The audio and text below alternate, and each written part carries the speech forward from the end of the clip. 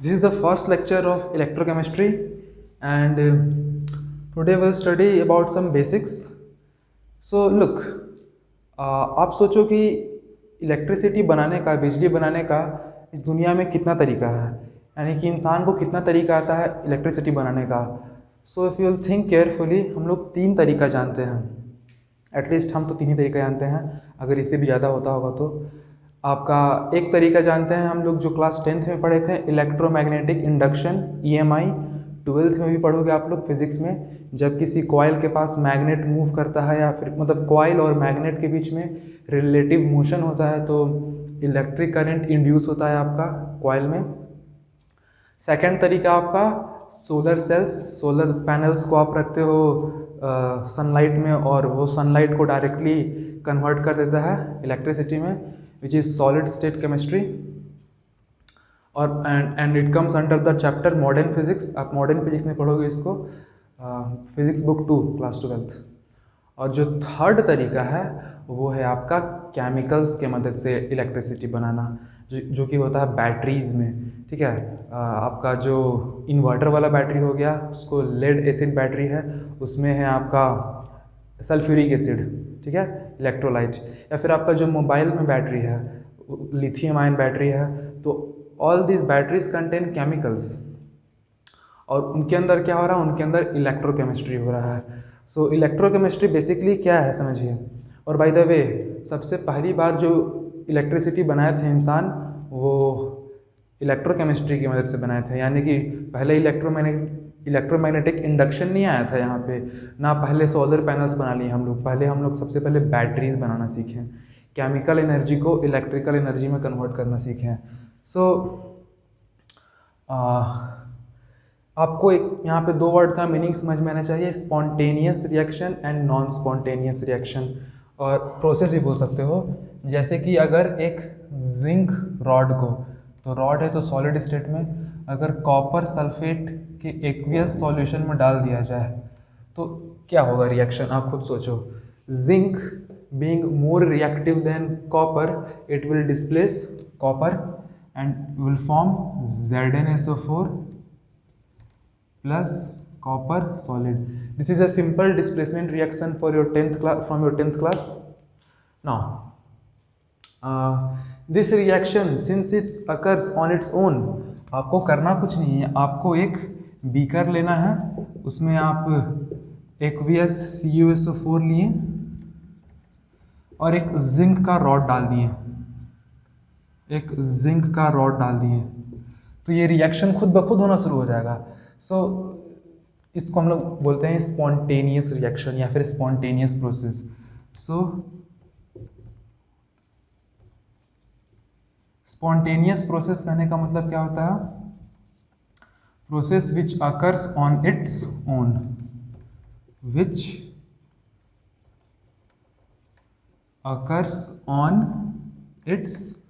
Own, जो खुद ब खुद हो जाए, उसको हम लोग बोलते हैं स्पॉन्टेनियस प्रोसेस.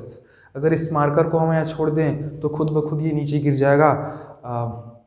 इसको किसी एक्सटर्नल एजेंट का ज़रूरत नहीं पड़ेगा. तो हम लोग उसको बोलेंगे स्पॉन्टेनियस प्रोसेस. अब डीप फिजिक्स लगाओगे तो बोलोगे कि सर कैसे, यहाँ पे तो एक्सटर्नल एजेंट जो है वो अर्थ है, ग्रेविटेशनल फोर्स लगा रहा है. न्यूटन का फर्स्ट लॉ है कि कोई ऑब्जेक्ट रेस्ट पे है तो रेस्ट पे रहेगा जब तक कि कोई एक्सटर्नल फोर्स ना लगे. एक्सटर्नल फोर्स तो यहाँ तो ग्रेविटेशनल फोर्स है. तो आपको उतना डीप फिजिक्स नहीं सोचना है, आपको बस सोचना है कि अगर इस मार्कर को हम छोड़ दें तो खुद ब खुद ये नीचे चला जाएगा. This is spontaneous process.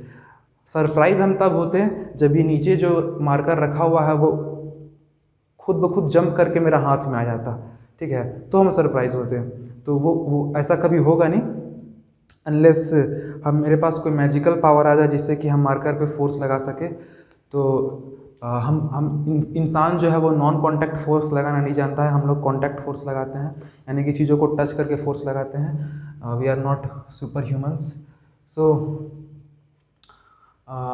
तो वो कहलाएगा non spontaneous process. So non spontaneous process क्या है, which does not occur on its own. जैसे कि क्या, जैसे कि इसी को अगर हम पलट के लिख दें, यहाँ लिख दें अगर हम कॉपर प्लस ZnSO4 इन एक्वियस सॉल्यूशन. सो तो अगर आप डीपली नहीं सोचोगे, कोई किसी को फर्स्ट टाइम दिखाएंगे तो तुरंत बोल देगा सर CuSO4 + Zn। अरे नहीं भाई, यहाँ पे होगा no reaction. Why no reaction? Because copper is not more reactive than zinc. Okay, so copper can not displace zinc, so ये रिएक्शन खुद ब खुद नहीं होगा। So this is a non spontaneous process. This is non spontaneous process. Okay, so ये खुद ब खुद नहीं होगा, लेकिन अगर हम लोग चाहें तो इस रिएक्शन को करवा सकते हैं। हम लोग चाहे तो कॉपर + ZnSO4, आपका कॉपर सल्फेट CuSO4 + Zn, ये रिएक्शन करा सकते हैं, लेकिन इसके लिए हमको बाहर से एनर्जी देना पड़ेगा। एक्सटर्नली हमको एनर्जी सप्लाई करना पड़ेगा। जस्ट लाइक मार्कर को वापस से हम लोग ज़मीन से उठा के अपना हाथ पे रख सकते हैं, एक्सटर्नली एनर्जी सप्लाई करना पड़ेगा।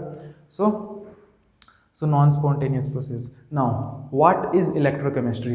इलेक्ट्रोकेमिस्ट्री जो है वो केमिस्ट्री का वो ब्रांच है जिसमें हम लोग सीखते हैं कि किसी स्पॉन्टेनियस केमिकल रिएक्शन में, किसी स्पॉन्टेनियस प्रोसेस में जो भी केमिकल एनर्जी है उसको कैसे इलेक्ट्रिकल एनर्जी में हम लोग कन्वर्ट करें। एनर्जी बिल्कुल है स्पॉन्टेनियस प्रोसेस में, तभी तो खुद ब खुद हो रहा है आपका। तो उसके अंदर जो भी एनर्जी अवेलेबल है, केमिकल एनर्जी, उसको कैसे इलेक्ट्रिकल एनर्जी में कन्वर्ट करें, या फिर कैसे इलेक्ट्रिकल एनर्जी बाहर से दे के किसी ऐसे रिएक्शन को कराएं which is otherwise non spontaneous. ठीक है, फिर से बोल रहे हैं, सुनिए। Electrochemistry is that branch of chemistry in which we study about how electricity can be produced from spontaneous chemical reactions and how non-spontaneous chemical reactions can be made possible by using electricity. Okay, fine. Or how we can make happen a non-spontaneous process using electrical energy. So ये है आपका electrochemistry के बारे में। Okay, now अगर आप इस reaction को आप देखो, अब ये नॉन स्पॉन्टेनियस वाले को थोड़ी देर के लिए भूल जाओ।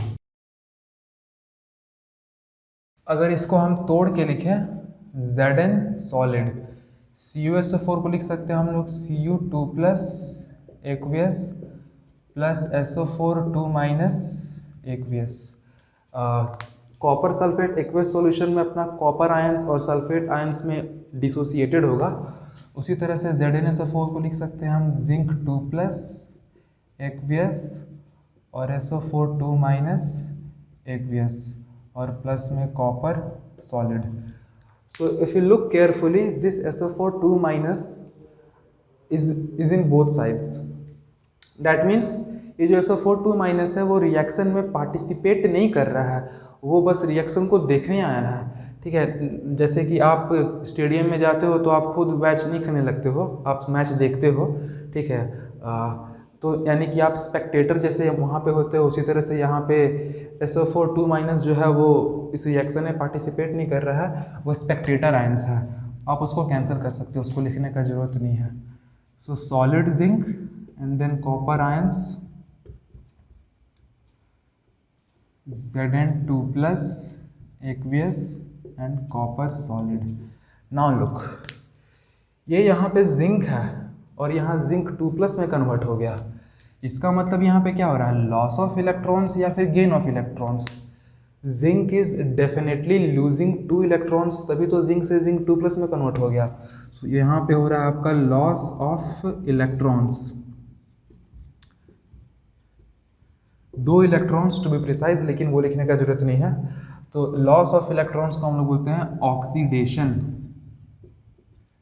ओके, उसी तरह से आप कॉपर को देखो, यहाँ पे कॉपर 2+ एक कैटायन के फॉर्म में है, लेकिन यहाँ पे कॉपर न्यूट्रल है, ऑक्सीडेशन स्टेट यहाँ +2 है, वहाँ पे ऑक्सीडेशन स्टेट 0 है। यानी कि ऑक्सीडेशन इलेक्ट्रॉन्स ये एक्सेप्ट किया, गेन किया। ऑब्वियस सा बात है, इलेक्ट्रॉन्स गेन किया तभी ऐसा पॉसिबल है। गेन ऑफ इलेक्ट्रॉन्स, कितना इलेक्ट्रॉन्स गेन किया, 2 इलेक्ट्रॉन्स टू बी प्रिसाइज। और गेन ऑफ इलेक्ट्रॉन्स को हम लोग बोलते हैं रिडक्शन। अगर जिनको याद नहीं है वो इस ट्रिक से याद रख सकते हैं, ऑयल रिग। ऑयल रिग कहने का मतलब है oxidation is loss, reduction is gain. तो oxidation, loss of electrons, reduction, gain of electrons, fine. So यानी कि ये जो रिएक्शन हो रहा है आपका, जिसमें कि जो जिंक है वो कॉपर आयन से रिएक्ट करके खुद जिंक आयंस में कन्वर्ट हो जा रहा है और सॉलिड कॉपर बन रहा है, this is A redox reaction. यहाँ पे रिडक्शन ऑक्सीडेशन दोनों साथ साथ हो रहा है और इलेक्ट्रॉन्स का ट्रांसफ़र हो रहा है। मेन थिंग इज यहाँ पे ट्रांसफ़र हो रहा है किसका, इलेक्ट्रॉन्स का ट्रांसफ़र हो रहा है। अच्छा, इलेक्ट्रॉन्स का ट्रांसफ़र को ही तो हम लोग इलेक्ट्रिक करंट बोलते हैं। इलेक्ट्रिक करंट क्या है, flow of charges through conductor, या कोई कंडक्टर जरूरी नहीं कंडक्टर ही हो, इलेक्ट्रोलाइट हो सकता है, इवन वैक्यूम में भी अगर चार्ज पार्टिकल सिंपली मूव कर रहा है तो उसको भी आप करंट बोलते हो। So transfer of electrons and electrons are charge particles, यानी कि करंट, एक तरह का करंट है ये। लेकिन ये जो इलेक्ट्रॉन्स का ट्रांसफ़र हो रहा है वो डायरेक्ट ट्रांसफ़र हो जा रहा है। ठीक है, ये पिक्चर क्या था, ये आपका कॉपर सल्फेट का एक्वियस सॉल्यूशन था। सिंपली Cu2+ आयंस लिखते हैं, Cu2+ इन एक्वियस फॉर्म, और आप यहाँ पे जिंक रॉड डाल लेते हैं।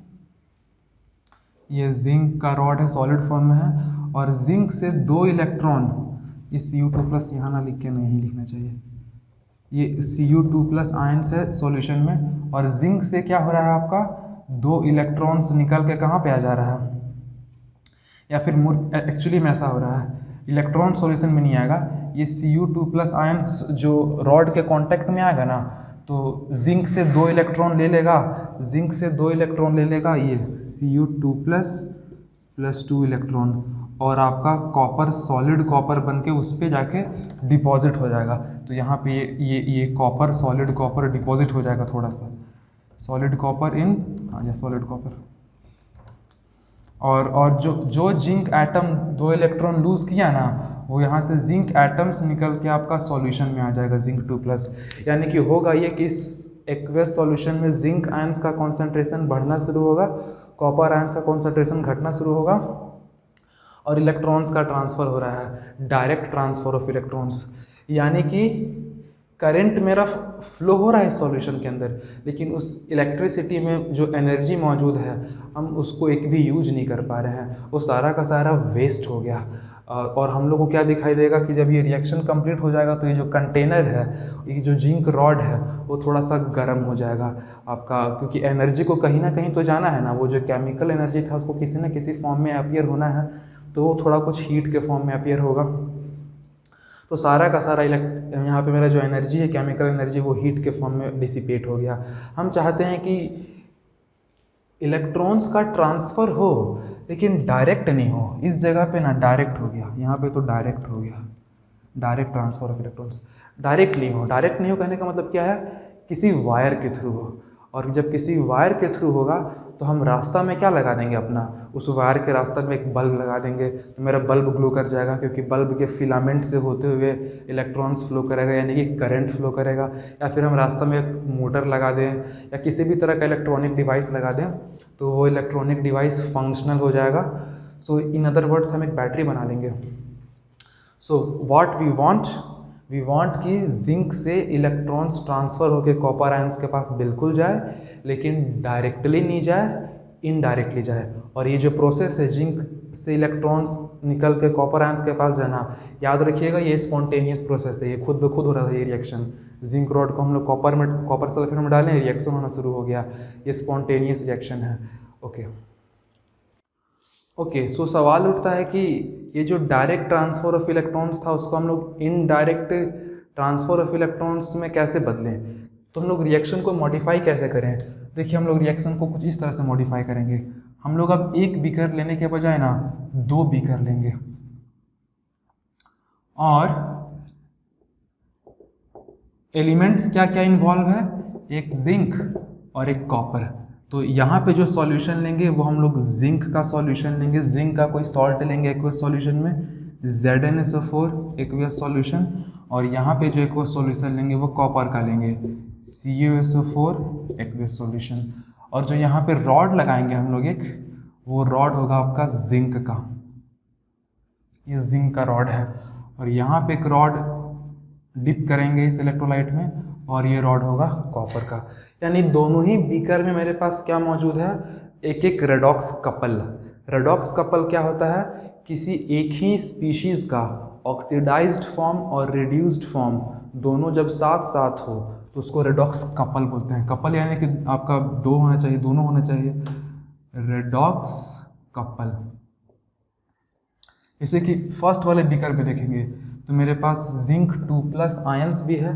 जिंक 2+ आयंस कहाँ पे है, सॉल्यूशन में, एक्वेस सॉल्यूशन में जिंक 2+ आयंस है और SO4 2- आयंस है। तो जिंक 2+ आयन यहाँ सॉल्यूशन में है और ये जो सॉलिड है उसमें आपका सिर्फ जिंक है, ओनली Zn। तो यहाँ पे देख रहे हैं कि जिंक का ऑक्सीडाइज्ड फॉर्म है, यानी कि इलेक्ट्रॉन लूज करने के बाद जो बचेगा उसको बोलेंगे ऑक्सीडाइज्ड फॉर्म, और ये कहलाएगा आपका रिड्यूस्ड फॉर्म, क्योंकि ये जब 2 इलेक्ट्रॉन गेन करेगा यानी कि इसका रिडक्शन होगा तो ये बनेगा। यानी कि सीधा सा बात है, इसका ऑक्सीडेशन होगा तो ये बनेगा, इसका रिडक्शन होगा तो वो बनेगा। तो ऑक्सीडाइज्ड फॉर्म और रिड्यूस्ड फॉर्म दोनों साथ साथ हैं, इसको हम लोग बोलते हैं रेडॉक्स कपल।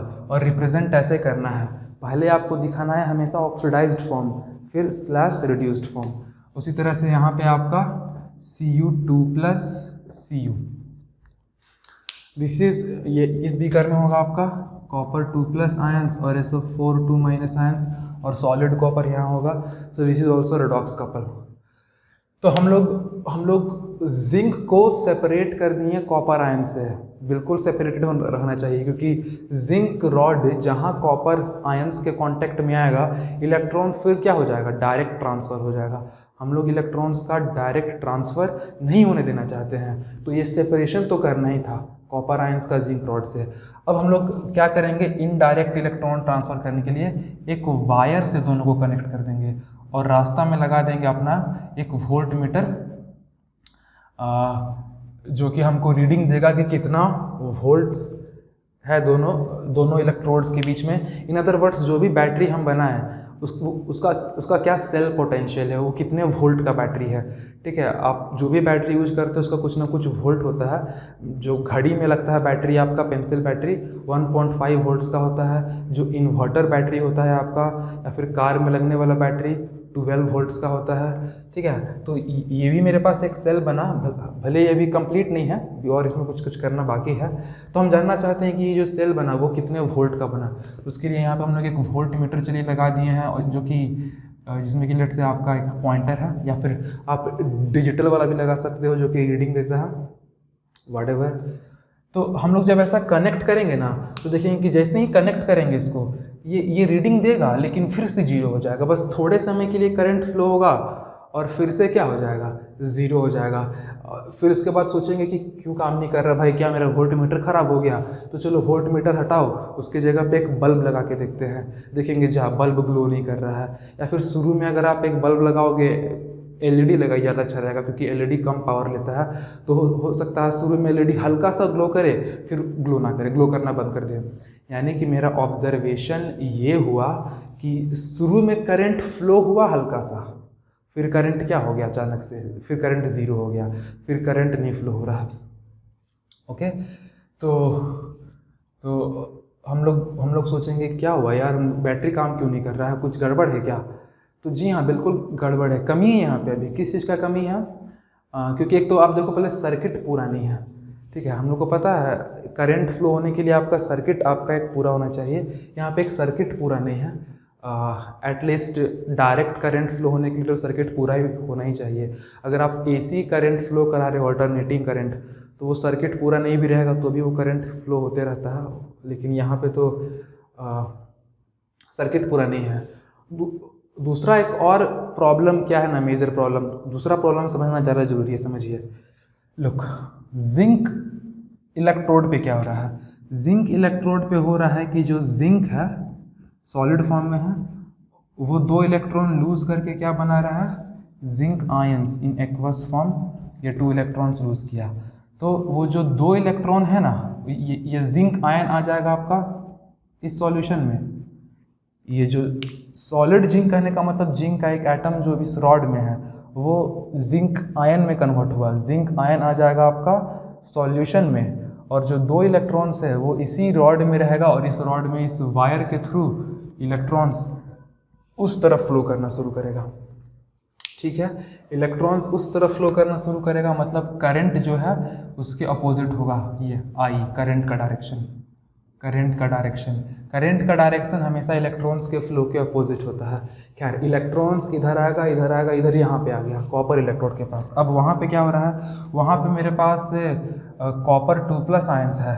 तो ये जो कॉपर 2+ आयंस है जो कि इस रॉड के जस्ट बगल में होगा, कॉन्टैक्ट में होगा, वो क्या करेगा, वो आपका जाएगा और इन 2 इलेक्ट्रॉन्स को एक्सेप्ट करेगा, क्योंकि इधर से 2 इलेक्ट्रॉन्स आ रहा था ना, तो उन 2 इलेक्ट्रॉन्स को एक्सेप्ट करेगा, यानी कि इस तरह से Cu2+ 2 इलेक्ट्रॉन्स, 2 इलेक्ट्रॉन एक्सेप्ट किया और कन्वर्ट हो जाएगा आपका कॉपर में, और कॉपर में कन्वर्ट होकर यहाँ पे जाके डिपॉजिट हो जाएगा, तुर्की इसको हम मिटा देते हैं, और ये यहाँ पे आके आपका कॉपर एटम बन के उसमें डिपॉजिट हो गया। इसका मतलब हुआ क्या, ध्यान से देखिए, हुआ ये कि इस सॉल्यूशन में जो कि ZnSO4 का सॉल्यूशन है, जितना पहले जिंक आयंस था उतना ही सल्फेट आयंस था, यानी कि जितना पॉजिटिव चार्ज उतना ही नेगेटिव चार्ज, यानी कि सॉल्यूशन जो है वो ओवरऑल था न्यूट्रल, इलेक्ट्रिकली न्यूट्रल। लेकिन जब ये सेल ऑपरेट होना शुरू हुआ तो इस सॉल्यूशन में देखिए जिंक आयंस का कॉन्सेंट्रेशन बढ़ते जा रहा है।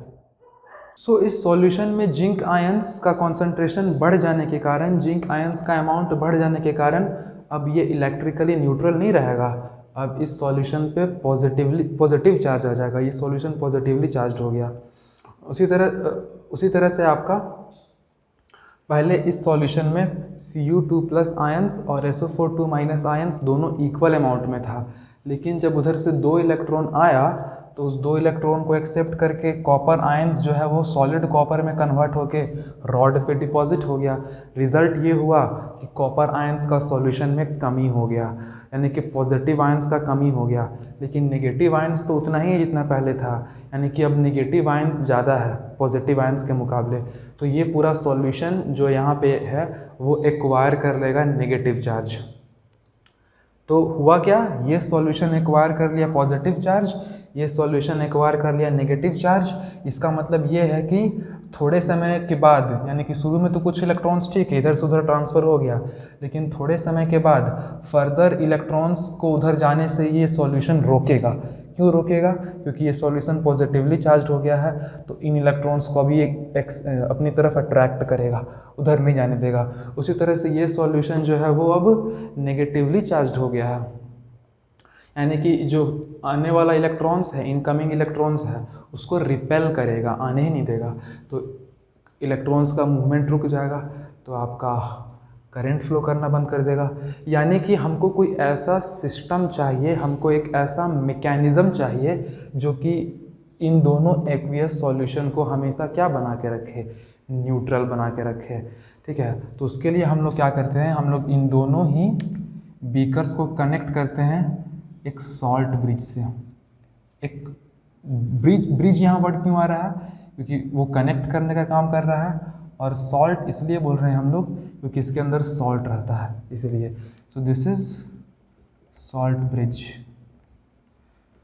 अब ये देखिए काम क्या करता है, सॉल्ट ब्रिज में भरा हुआ रहता है कोई सॉल्ट, जैसे कि आपका पोटेशियम सल्फेट K2SO4, या फिर पोटेशियम क्लोराइड, या फिर कोई सा भी ऐसा आप सॉल्ट ले लो जो कि आयंस में पूरी तरह से डिसोसिएट हो जाए, कैटायंस और एनायंस में, और वो जो आयंस बने ना वो मेन रिएक्शन के साथ इंटरफियर ना करे, मेन रिएक्शन के साथ छेड़छाड़ ना करे, उसको डिस्टर्ब ना करे, और आप उसको यहाँ भर देते हो किस फॉर्म में, सॉलिड फॉर्म में नहीं, ना ही पूरी तरह से लिक्विड फॉर्म में। आप क्या करते हो, इस सॉल्ट का ना सॉल्यूशन बना के उसको एक जेल में मिला देते हो।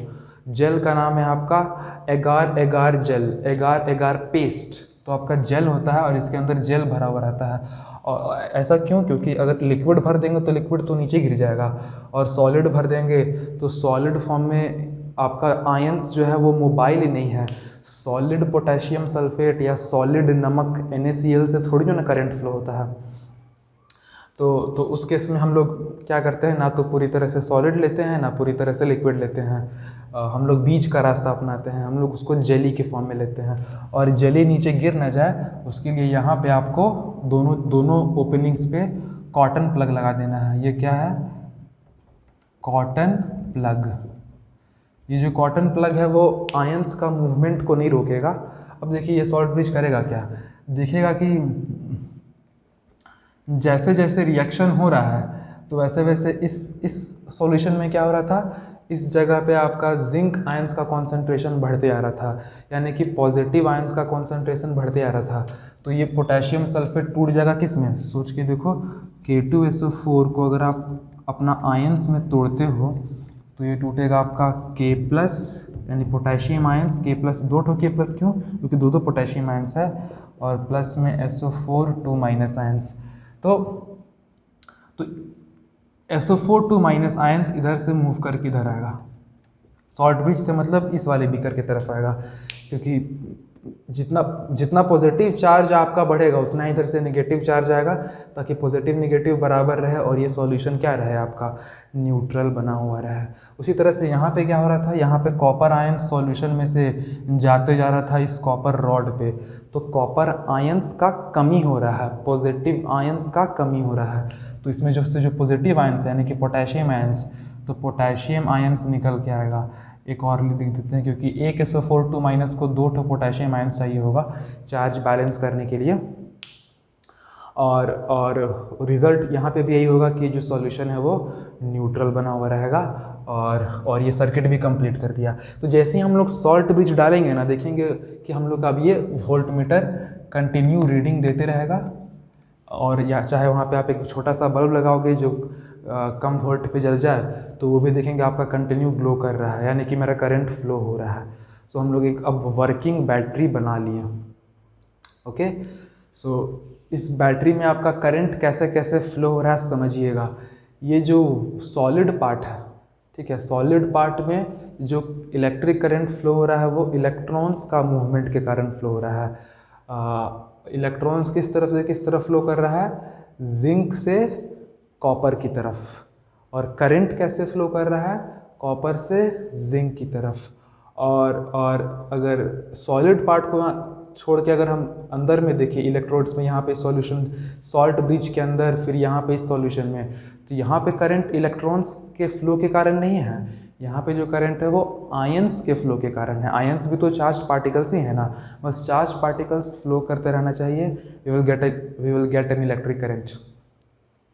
तो आउटसाइड द सेल और outside the battery the electric current is due to flow of electrons, but inside the cell और inside the battery the electric current is due to movement of ions and not electrons. तो ions का movement के कारण हो रहा है, और ions का मूवमेंट इस तरह से हो रहा है कि देखने में लगेगा कि पॉजिटिव चार्ज फ्लो हो रहा है आपका जिंक इलेक्ट्रोड से कॉपर इलेक्ट्रोड की तरफ, इनसाइड द सेल बोल रहे हैं, आउटसाइड नहीं बोल रहे हैं, क्योंकि आप अगर ध्यान से सोचोगे तो इधर से पॉजिटिव आयंस ही नहीं इधर जा रहा है और नेगेटिव आयंस का फ्लो इधर हो रहा है। तो नेगेटिव आयंस इस तरफ फ्लो कर रहा है, मतलब पॉजिटिव आयंस उसके अपोजिट में आप ले सकते हो, पॉजिटिव चार्ज उसके अपोजिट ले सकते हो।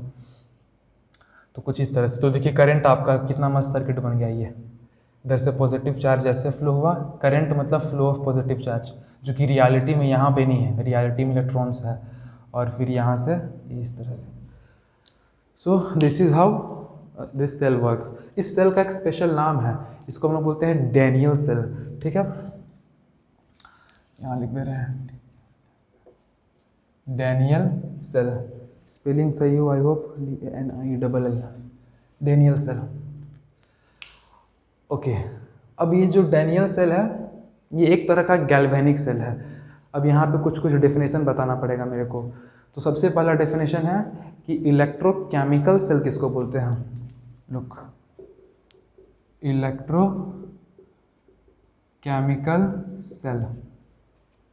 इलेक्ट्रोकेमिस्ट्री क्या होता है कि जिसमें हम लोग पढ़ते हैं कि कैसे किसी स्पॉन्टेनियस केमिकल रिएक्शन से हम लोग इलेक्ट्रिसिटी प्रोड्यूस कर सकते हैं, या फिर कैसे हम लोग इलेक्ट्रिसिटी दे के किसी ऐसे रिएक्शन को करवा सकते हैं जो कि नॉन स्पॉन्टेनियस है, विच इज़ अदरवाइज नॉन स्पॉन्टेनियस। यानी कि दो काम कराना है, तो आप कोई सा भी काम कराओ, कोई सा भी काम कराने के लिए आपको एक कंटेनर लेना पड़ेगा ना, जिसके अंदर आप ये सब रिएक्शंस कराओगे। एक कंटेनर क्या हो सकता है, 2 कंटेनर भी लेना पड़ेगा। जैसे कि यहाँ पे आपका 2 बीकर है, तो जो भी आप 1 कंटेनर या 2 कंटेनर जो भी लोगे, तो उस पूरे सिस्टम को हम लोग बोलेंगे इलेक्ट्रोकेमिकल सेल। तो इलेक्ट्रोकेमिकल सेल बोलेंगे क्या है, एक आपका एक सिंगल कंटेनर या ग्रुप ऑफ कंटेनर से, यानी कि एक सिस्टम है जिसके अंदर या तो कोई स्पॉन्टेनियस केमिकल रिएक्शन हो रहा होगा जिससे इलेक्ट्रिसिटी हमको ऑब्टेन हो, या फिर आप इलेक्ट्रिसिटी बाहर से दे रहे होगे जिससे कि केमिकल रिएक्शन हो। फाइन। तो क्योंकि अब ये 2 प्रोसेस हम लोग करा सकते हैं इसके अंदर, तो इलेक्ट्रोकेमिकल सेल 2 टाइप में डिवाइड हो जाएगा, 2 टाइप में बढ़ जाएगा। एक आपका कहलाएगा गैल्वेनिक सेल, गैल्वेनिक सेल, और दूसरा कहलाएगा इलेक्ट्रोलाइटिक सेल। गैल्वेनिक सेल हम लोग उसको बोलेंगे जहाँ पे कि केमिकल एनर्जी इलेक्ट्रिकल एनर्जी में कन्वर्ट होगा। इन अदर वर्ड्स वही स्पॉन्टेनियस केमिकल रिएक्शन से इलेक्ट्रिसिटी ऑब्टेन हो रहा होगा। जैसे कि यहाँ पे एक स्पॉन्टेनियस केमिकल रिएक्शन है जो कि जिंक से इलेक्ट्रॉन्स लूज करके कॉपर आयंस के पास जाना है और उससे इलेक्ट्रिसिटी ऑब्टेन कर रहे हैं हम लोग। So this is a galvanic cell. और गैल्वेनिक सेल बहुत सारा तरह का गैल्वेनिक सेल हो सकता है, ये बस गैल्वेनिक सेल का एक एग्जाम्पल है बोलिए, ठीक है, जिसमें कि जिंक और कॉपर हम यूज़ कर रहे हैं। तो जब जिंक और कॉपर वाला गैल्वेनिक सेल बनाएंगे ना, तो उसको बोलेंगे Daniell cell. In other words Daniell cell is simply an example of galvanic cell. Okay, और इलेक्ट्रोलाइटिक सेल हम लोग को इस चैप्टर के सेकेंड हाफ में पढ़ना है, जहाँ पे आप बाहर से इलेक्ट्रिसिटी दे रहे होगे और कोई केमिकल रिएक्शन होगा आपका, ठीक है। यहाँ पे एक सवाल उठता है फिर कि इस सेल में कौन सा इलेक्ट्रोड पॉजिटिव होगा, कौन सा नेगेटिव होगा, पॉजिटिव टर्मिनल कौन होगा और नेगेटिव टर्मिनल कौन होगा। सो लुक, नेगेटिव टर्मिनल किसी सेल का वो होता है ना जहाँ से इलेक्ट्रॉन्स निकले, बैटरी का वो टर्मिनल जहाँ से इलेक्ट्रॉन्स निकल रहा हो, तो ये आपका नेगेटिव टर्मिनल का काम करेगा, जिंक इलेक्ट्रोड, क्योंकि यहाँ से इलेक्ट्रॉन्स निकल रहा है, और ये पॉजिटिव टर्मिनल का। या फिर आप इसको ऐसे भी सोच सकते हैं कि जो कन्वेंशनल करंट है, करंट का डायरेक्शन होता है पॉजिटिव टू नेगेटिव, तो क्योंकि आउटसाइड द सेल करंट ऐसे फ्लो हो रहा है, यहाँ से निकल रहा है कॉपर आयंस, कॉपर इलेक्ट्रोड से, तो copper will be positive electrode, zinc will be negative electrode. By the way, इस रिएक्शन को हम लोग बोलेंगे ऑक्सीडेशन हाफ रिएक्शन। क्यों? क्योंकि यहाँ पे ऑक्सीडेशन हो रहा है इस बीकर में, तो this is oxidation half reaction. Half इसलिए बोल रहे हैं क्योंकि ये कंप्लीट पिक्चर को नहीं दिखा रहा है, कंप्लीट पिक्चर में कॉपर भी शामिल होगा। इन दोनों को जब जोड़ देंगे ना, तो मेरा कंप्लीट फुल रेडॉक्स रिएक्शन बनेगा। ये कहलाएगा आपका रिडक्शन हाफ रिएक्शन। किसको बोलते थे जी रिडक्शन? गेन ऑफ इलेक्ट्रॉन्स को। ऑयल रिग याद रखिएगा, रिडक्शन इज गेन। सो यहाँ पे देखिए इलेक्ट्रॉन्स का गेन हो रहा है, तो this is reduction half reaction. अगर आप इन दोनों को जोड़ दो तो यहाँ पे हो जाएगा आपका सॉलिड जिंक, फिर copper ions in aqueous form plus 2 electrons. क्यों लिखे हम? आप सोचिए यहाँ पे 2 इलेक्ट्रॉन्स आएगा, उधर भी 2 इलेक्ट्रॉन्स आएगा, आखिर तो कैंसिल ही हो जाएगा, इधर ही कैंसिल कर देते हैं। Arrow zinc 2 plus in aqueous form and copper solid. तो लीजिए ये जो बन गया, ये है आपका कंप्लीट रेडॉक्स रिएक्शन। एक और फिर सवाल उठता है, कैथोड यहाँ कौन है, एनोड यहाँ कौन है? तो लुक, कैथोड एनोड का बहुत सारा स्टूडेंट्स लोग कॉन्सेप्ट ऐसे बना देते हैं कि जो पॉजिटिवली चार्ज होता है उसको हम लोग कैथोड बोलते हैं, तो ये कैथोड होगा, वो एनोड होगा। हालांकि यहाँ पे ये सही है, लेकिन this is not true concept, ठीक है। कैथोड हम लोग उसको बोलते हैं जहाँ पे रिडक्शन हो रहा हो, और एनोड उसको बोलते हैं जहाँ पे ऑक्सीडेशन हो रहा हो। ये डिफिनेशन है। तो आप ये एक टर्म याद रखो, रेड कैट। रेड कैट लाल बिल्ली, ओके। तो रेड फॉर रिडक्शन और कैट फॉर कैथोड, यानी जहाँ रिडक्शन हो रहा होगा उसको हम लोग कैथोड बोलेंगे। तो लाल बिल्ली से हम लोग को याद रखना है कि अच्छा यहाँ पे रिडक्शन हो रहा है क्योंकि गेन ऑफ इलेक्ट्रॉन्स, तो ये मेरा कैथोड होगा। This whole setup is Daniell cell and this is cathode. तो ऑब्वियस सा बात है ये एनोड होगा। आपको दोनों रटने का जरूरत नहीं है, आप एक ही याद रखो ना, दूसरा अपने आप याद हो जाएगा, कॉम्प्लीमेंट्री है। Okay, so that one is cathode, this one is anode. Now next सवाल ये उठता है कि यहाँ इस वोल्ट मीटर का रीडिंग क्या होगा। इन अदर वर्ड्स ये जो डैनियल सेल है वो कितने वोल्ट का होगा। तो आंसर डिपेंड करता है कि इन दोनों हाफ सेल्स में जो भी इलेक्ट्रोलाइट है, इलेक्ट्रोलाइट कहने का मतलब बेसिकली ये एक्वियस सॉल्यूशन जो कि अब आयंस में, जिनमें कि बहुत सारा आयंस है जो मूव कर सकता है, तो इन इलेक्ट्रोलाइट्स का ना कॉन्सेंट्रेशन पे डिपेंड करता है कि यहाँ पे जिंक आयंस का कॉन्सेंट्रेशन क्या है, यहाँ पे कॉपर आयंस का कॉन्सेंट्रेशन क्या है। ठीक है, तो अगर आप स्टैंडर्ड कंडीशन पे लेते हो तो स्टैंडर्ड कंडीशंस क्या होता है, स्टैंडर्ड कंडीशंस कहने का मतलब है कि आपका जो कॉन्सेंट्रेशन है इलेक्ट्रोलाइट्स का वो होना चाहिए 1m। 1m कहने का मतलब है 1 मोल पर लीटर, मोलारिटी। तो जो भी दोनों इलेक्ट्रोलाइट्स हैं उनका मोलारिटी होना चाहिए 1 मोल पर litre. Okay, this is concentration of electrolytes. अगर टेम्परेचर का बात करें तो कुछ ना कुछ टेम्परेचर होगा ना, तो टेम्परेचर होना चाहिए आपका 298 केल्विन। और अगर गैसेज इन्वॉल्व है, यहाँ पे तो फिलहाल अभी गैसेज इन्वॉल्व नहीं है, लेकिन हम लोग अभी ऐसा भी इलेक्ट्रोड्स आगे देखेंगे जहाँ पे कि गैसेज इन्वॉल्व होगा। तो अगर कोई गैस वहाँ पे है तो जो प्रेशर होना चाहिए उस गैस का, उसका जो प्रेशर होना चाहिए वो होना चाहिए 1 बार। तो अगर इन कंडीशंस पे आपका सेल बना हुआ है तो हम लोग बोलेंगे कि वो स्टैंडर्ड कंडीशन पे है। और उस केस में जो यहाँ पे आपको पोटेंशियल मिलेगा उसको हम लोग बोलेंगे स्टैंडर्ड सेल पोटेंशियल, जो सेल पोटेंशियल मिलेगा। और हमको डैनियल सेल के लिए इसका value E0 cell, E0 cell कहने का मतलब है स्टैंडर्ड सेल पोटेंशियल, और ई सेल कहने का सिंपली मतलब है सेल पोटेंशियल। मतलब ये स्टैंडर्ड कंडीशन पे नहीं है, ये आपका किसी अदर कंडीशन पे होगा, यानी कि इन तीनों में से कोई एक कंडीशन फॉलो नहीं कर रहा होगा, या फिर हो सकता है तीनों ही फॉलो ना कर रहा हो, या फिर कोई 2 फॉलो कर रहा हो, व्हाटएवर। तो ई सेल कहने का मतलब है इन जनरल सेल पोटेंशियल क्या है, और E0 सेल कहने का मतलब है स्टैंडर्ड कंडीशन पे, यानी कि ये तीनों कंडीशन जब फॉलो हो रहा हो तब क्या सेल पोटेंशियल है। तो डैनियल सेल के केस में ये आता है आपका 1.1 वोल्ट। और ये आपको याद रखना है, ठीक है, कि जब जिंक आयंस का कॉन्सेंट्रेशन, कॉपर आयंस का कॉन्सेंट्रेशन दोनों ही 1 मोल पर लीटर हो, 1m हो, टेम्परेचर 298 केल्विन हो, तो जो हमको वहाँ रीडिंग मिलता है सेल पोटेंशियल वो होता है आपका 1.1 वोल्ट। ठीक है, तो वोल्ट मीटर से हम क्या कर सकते हैं, किन्हीं 2 पॉइंट्स के बीच का वोल्टेज नाप सकते हैं, पोटेंशियल डिफरेंस नाप सकते हैं ना। अब थोड़ा सा ना फिज़िक्स पे हम लोग को आते हैं। फिज़िक्स का एक टॉपिक देखना पड़ेगा केमिस्ट्री का नेक्स्ट टॉपिक समझने के लिए।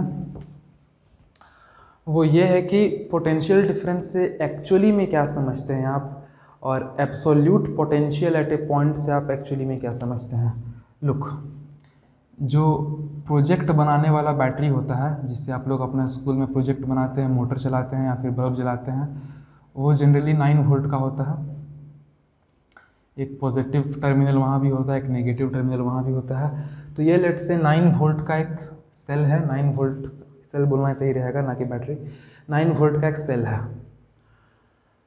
ओके, तो ये 9 वोल्ट एक्चुअली में क्या बता रहा है, ये 9 वोल्ट इन दोनों इलेक्ट्रोड के बीच का पोटेंशियल डिफरेंस है। वो जो 9 वोल्ट है ना, इस पॉजिटिव टर्मिनल का और इस नेगेटिव टर्मिनल का, पॉजिटिव ये टर्मिनल है यहाँ पे, नेगेटिव टर्मिनल, उनका पोटेंशियल डिफरेंस, उनका पोटेंशियल डिफरेंस कितना है, 9 वोल्ट।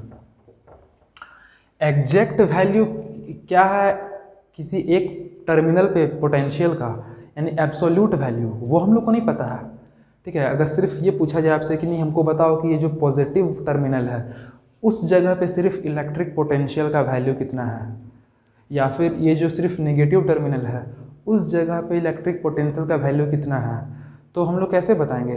किसी एक इलेक्ट्रोड का पोटेंशियल जो है हम लोग वोल्ट मीटर से नहीं नाप सकते हैं, क्योंकि वोल्ट मीटर में 2 प्रोब्स होता है, इसका 2 तार होता है, और उसको कनेक्ट करने के लिए आपको 2 स्पॉट चाहिए जिनके बीच में आप पोटेंशियल डिफरेंस मेज़र कर सकते हो। अगर आप दोनों ही प्रोब्स को लेके एक ही जगह पे टच करा दोगे, जैसे कि दोनों प्रोब्स को लेके ये लुक, ये वोल्ट मीटर है और इसका दोनों प्रोब्स को लेके आप इस पॉजिटिव वाले में टच कर दिए, उस केस में वो कोई रीडिंग नहीं देगा, क्योंकि दोनों ही प्रोब्स तो सेम पोटेंशियल पे आ गया, तो पोटेंशियल डिफरेंस तो जीरो हो जाएगा। चाहे इन्हीं दोनों को उठा के वहाँ भी रख दोगे तो भी कोई रीडिंग नहीं आएगा, ठीक है। तो एक सिंगल इलेक्ट्रोड है तो उसका पोटेंशियल नहीं बता सकते हो, लेकिन फिर भी लेट से कोई पर्सन आके क्लेम करता है कि वो जो है वो है आपका 9 वोल्ट पे और ये जो निगेटिव टर्मिनल है उसका पोटेंशियल है 0 वोल्ट, तो हम लोग बोलेंगे कि वो सही बोल रहा है। क्योंकि पोटेंशियल डिफरेंस अगर करते हैं, पोटेंशियल डिफरेंस मतलब क्या, पॉजिटिव टर्मिनल का पोटेंशियल में से नेगेटिव टर्मिनल का पोटेंशियल घटा देना है आपको, सब्ट्रैक्ट कर देना, तभी तो डिफरेंस बोल रहे हैं, पोटेंशियल डिफरेंस 9 वोल्ट। लेकिन कोई दूसरा पर्सन आके क्लेम करता है कि इस पॉजिटिव टर्मिनल का पोटेंशियल है 10 वोल्ट और नेगेटिव टर्मिनल का पोटेंशियल है 1 वोल्ट, तो वो भी सही है, उसको भी हम लोग सही बोलेंगे, क्योंकि 10 - 1 इक्वल टू कितना हो जाएगा, 9 वोल्ट। एज लॉन्ग एज दोनों का डिफरेंस बस 9 वोल्ट आता रहे तो हम लोग बोलेंगे वो सही है अपनी जगह पे। क्यों बोल रहे हैं अपनी जगह पे, ये भी देखिएगा अभी थोड़ी देर में। कोई लेट से पर्सन आके बोलता है कि नहीं वो आपका 5 वोल्ट पे है पॉजिटिव टर्मिनल और जो नेगेटिव टर्मिनल है वो -4 वोल्ट पे है, तुम भी सही हो भाई, क्योंकि 5 - -4 करोगे तो देख लो करके 9 वोल्ट ही आएगा, ठीक है। So as long as potential difference 9 volt आता है सारा आंसर सही होगा।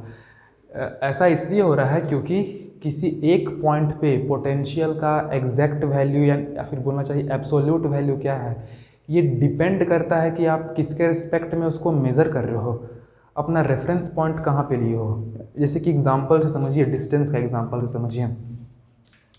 लेट्स से ये एक पॉइंट है P, अगर हम क्वेश्चन पूछते हैं कि इस पॉइंट P का डिस्टेंस कितना है, तो अलग अलग पर्सन तो अलग अलग आंसर देगा। हम बोलेंगे कि अच्छा क्योंकि डिस्टेंस मेज़र करने के लिए आपको एक रेफरेंस पॉइंट चाहिए होगा ना, तो मेरा रेफरेंस पॉइंट मेरा आँख के पास होगा क्योंकि हम यहीं से सब कुछ ऑब्जर्व कर रहे हैं, तो हम बोलेंगे कि मेरे से वो जो है लेट्स से 1.5 मीटर डिस्टेंस पे है। लेकिन आप बोलोगे पता नहीं आप कहाँ बैठे हुए हो, आपसे कितना दूर होगा, आप बोलोगे कोई 1 किलोमीटर दूर है, कोई बोलेगा नहीं ये तो 500 किलोमीटर दूर है मेरे से।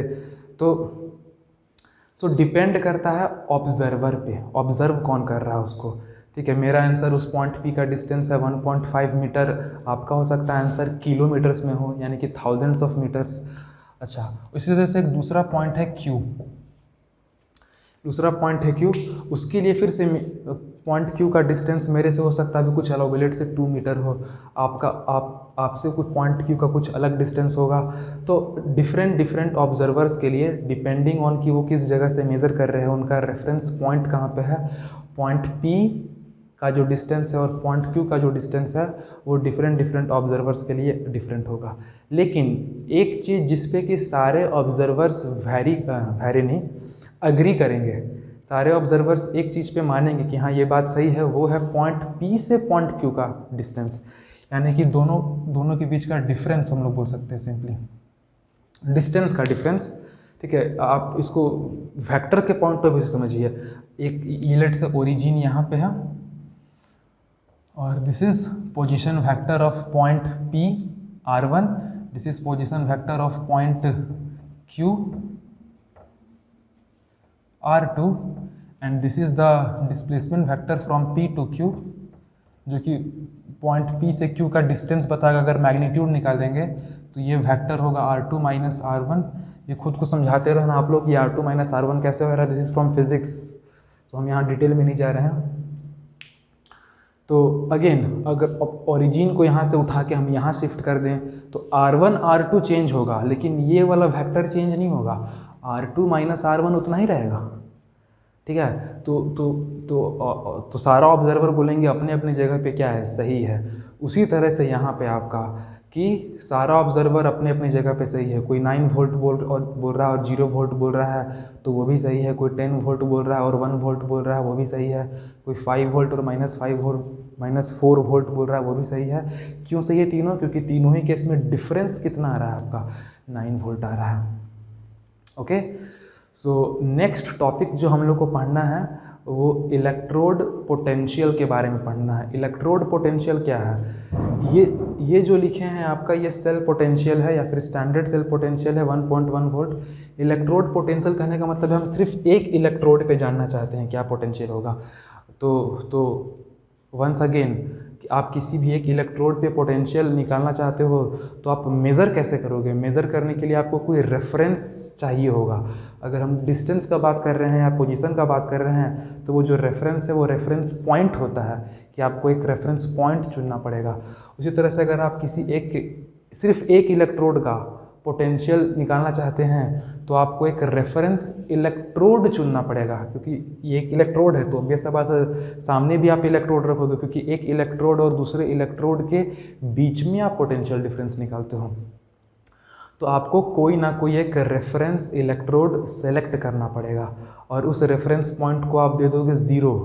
अगर आप जैसे डिस्टेंस मेज़र करते थे तो ओरिजिन को हम लोग 0 देते थे पोजीशन, कि उसका पोजीशन 0 है, ठीक है, 0 मीटर या 0 सेंटीमीटर जो भी आपको देना है। तो उसी तरह से हम लोग जो भी रेफरेंस इलेक्ट्रोड चुनेंगे जिससे कि सिर्फ इलेक्ट्रोड पोटेंशियल यानी कि एक इलेक्ट्रोड का पोटेंशियल निकालेंगे, उसको हम लोग 0 वोल्ट पे सेट कर देंगे। और वो रेफरेंस इलेक्ट्रोड अलग अलग पर्सन वंस अगेन अलग अलग सेलेक्ट कर सकता है, लेकिन IUPAC बोला है कि हम लोग जो रेफरेंस इलेक्ट्रोड सेलेक्ट करेंगे वो सेलेक्ट करेंगे शी को, SHE। तो यहाँ पे शी कोई लड़की नहीं है, ये है स्टैंडर्ड हाइड्रोजन इलेक्ट्रोड, ठीक है। हम लोग हाइड्रोजन इलेक्ट्रोड को लेंगे एज रेफरेंस इलेक्ट्रोड। ये हाइड्रोजन इलेक्ट्रोड कैसा होता है नेक्स्ट क्लास में हम बताएंगे आप लोगों को। अभी के लिए बस जानिए कि हाँ हाइड्रोजन का भी इलेक्ट्रोड होता है। अभी थोड़ा देर पहले बोल रहे थे ना कि अगर कोई गैस इन्वॉल्व हो जाएगा तो वहाँ प्रेशर का बात होगा, हाइड्रोजन गैस है तो इसका हम लोग इलेक्ट्रोड बनाएंगे। तो शी के रिस्पेक्ट में यानी स्टैंडर्ड हाइड्रोजन इलेक्ट्रोड के रिस्पेक्ट में हम लोग किसी इलेक्ट्रोड का इलेक्ट्रोड पोटेंशियल निकालेंगे ताकि सारे ऑब्जर्वर का सेम वैल्यू निकल के आए। नहीं तो वंस अगेन कोई बोलेगा नहीं हम हाइड्रोजन को लेंगे, हाइड्रोजन इलेक्ट्रोड को लेंगे रेफरेंस इलेक्ट्रोड, कोई बोलेगा नहीं हम प्लैटिनम हम क्या बोले यार एल्यूमिनियम इलेक्ट्रोड को लेंगे रेफरेंस इलेक्ट्रोड, कोई बोलेगा नहीं हम लिथियम इलेक्ट्रोड को लेंगे रेफरेंस इलेक्ट्रोड, कोई बोलेगा हम फ्लोरीन को लेंगे रेफरेंस इलेक्ट्रोड। तो फिर सबका अलग अलग वैल्यू आने लगेगा, ठीक है, इस तरह से अलग अलग आने लगेगा। हम चाहते हैं सबके बीच में आपका सहमति हो, सारा ऑब्जर्वर जो है इलेक्ट्रोड पोटेंशियल का एक ही वैल्यू एक्सेप्ट करे, तो उसके लिए आपको रेफरेंस सबके लिए कॉमन करना पड़ेगा। तो जो कॉमन रेफरेंस इलेक्ट्रोड होगा सब केस में वो हम लोग यूज करेंगे standard hydrogen electrode. I hope आपको समझ में आया हो आज हम लोग क्या क्या पढ़ें। अगर नहीं समझ में आया तो कमेंट बॉक्स में लिखिए कि सर ये टॉपिक नहीं समझ में आया, एक दूसरा वीडियो बना कर डाल देंगे जिसमें कि हम ये डाउट क्लियर कर दे आप लोग का। Okay, thank you.